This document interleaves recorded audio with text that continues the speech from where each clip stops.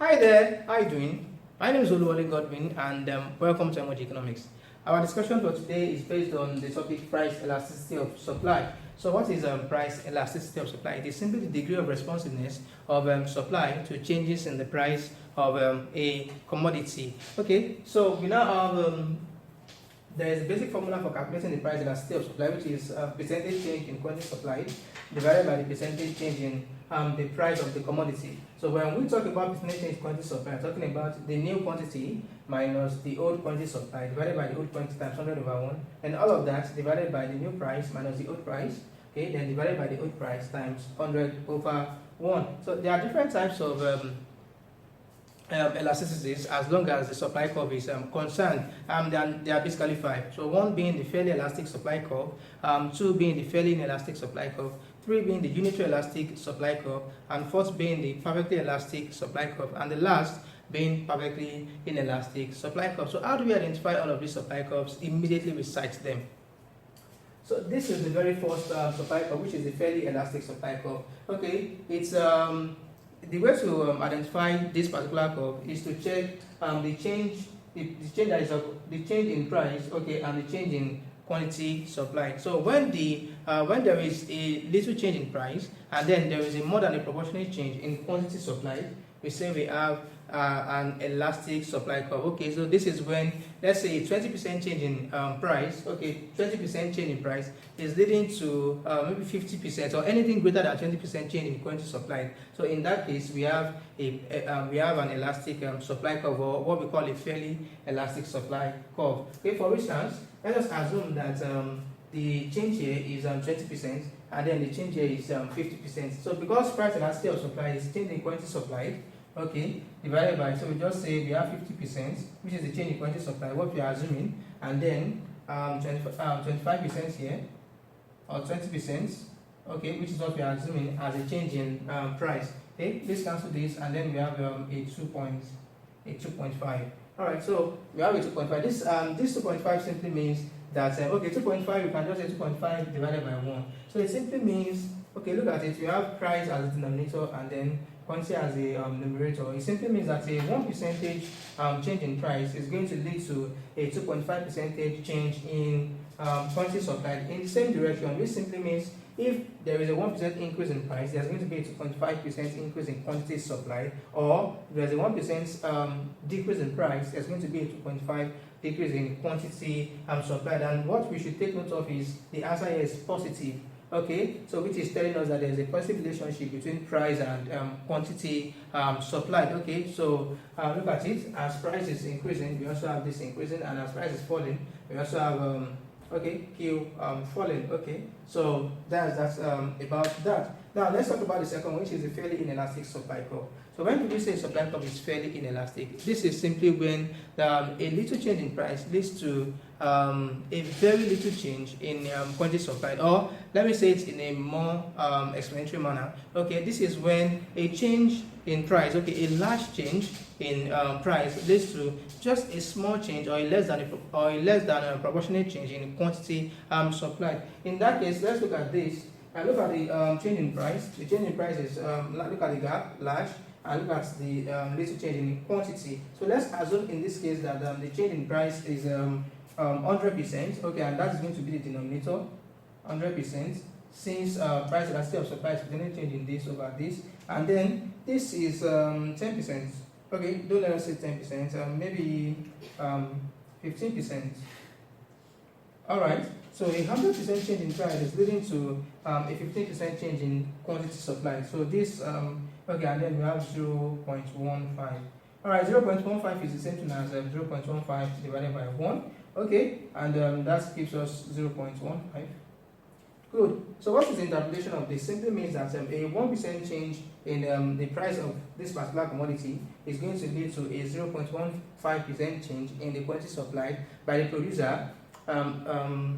Yeah, in the same direction. Yes, in the same direction. Which simply means if price is rising by 1%, quantity supply is going to be rising by 0.15%, and if price is falling by 1%, quantity supply is going to fall by 0.15%. So we should also take note that this is positive. Alright, that is showing that there is a positive relationship between price and quantity supplied. Before we move on, let me state something. To know if a supply curve is elastic, we must have a price elasticity that is greater than 1, and that is what we have here. So I shouldn't forget that. So this is 2.5, which is really greater than 1. All right. So in this case, when a supply curve is inelastic, our price elasticity must be lesser than 1. It must be lesser than 1. And here we have a 0.15, which is really lesser than 1. Alright, so the third one is when we talk about the unitary elastic supply curve. So when do we have a unitary elastic supply curve? This is when a change in price leads to a proportionate change in quantity supply. So let's say there is a 20% change in price. Okay, price increases or falls by 20%.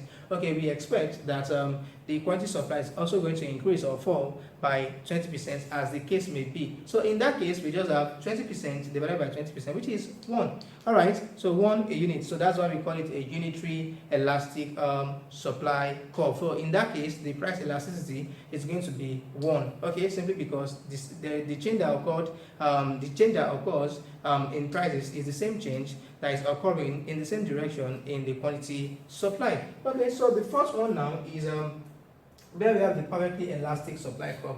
So why do we call it the perfectly elastic supply curve? This is simply because it is just elastic. It has no sense of inelasticity at all. So it is perfectly elastic. All right.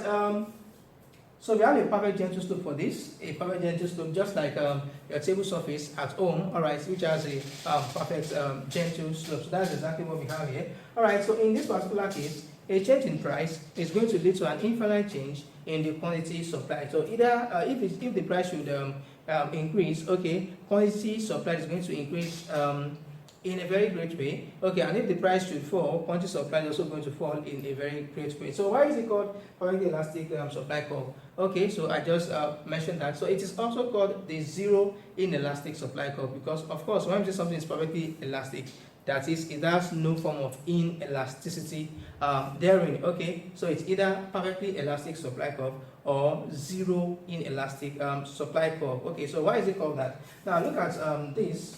Okay, as far as this is concerned, so we have, let's assume, okay, that I want to calculate the elasticity, which is percentage change in price over percentage change in quantity supply. So here we have like a 100% change in price, okay, 100% change in quantity rather, okay, divided, okay, following the formula, by, is there a change in price? We just have one price, so if you subtract the price from itself, we are going to be having 0%. Okay, and when we do 100 divided by 0, okay, the answer is infinity as long as mathematics is concerned. So that is why it is called infinitely elastic demand or zero inelastic, infinitely elastic supply curve, or zero inelastic supply curve. So when we just look at this, 100 divided by 0, punch that into your calculator and you are going to have a syntax error or some other error.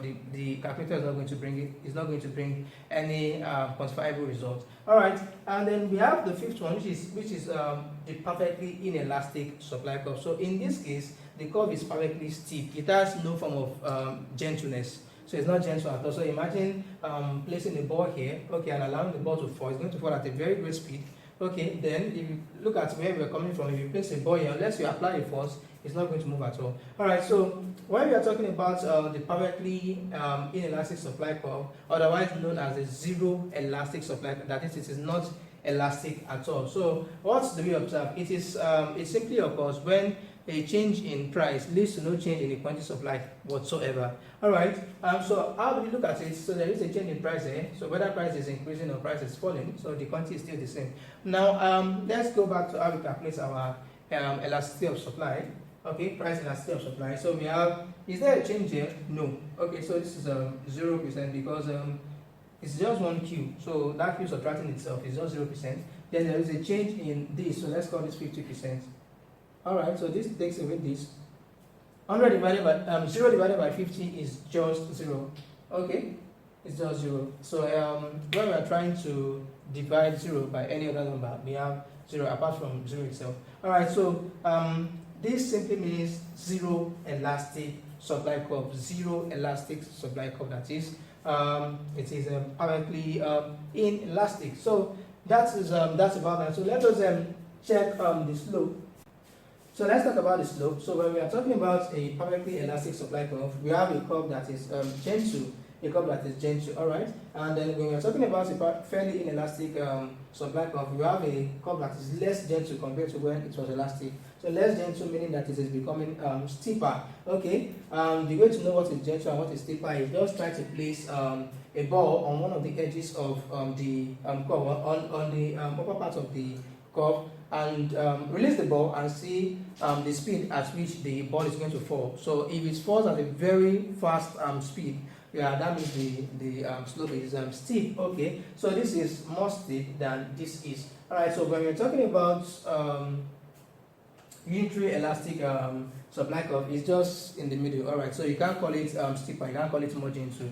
All right, so it's just in the middle. All right, and when we're talking about the perfect elastic supply curve, it is flat. Okay, and then we are talking, that is, it is gentle perfectly. Okay, and when we are talking about the perfectly inelastic supply curve, it is so steep. Okay, this is the steepest thing you can have when a curve is vertical. All right, so that's that about this video. So I hope you guys understand all of this. We spoke about the price elasticity of demand in one of our videos, and the link is under this particular video in case you want to check it out. So make sure you like this video and click on the subscribe button to get more interesting videos from us. Share with your friends. Please don't enjoy this alone. See you next time. Thank you very much.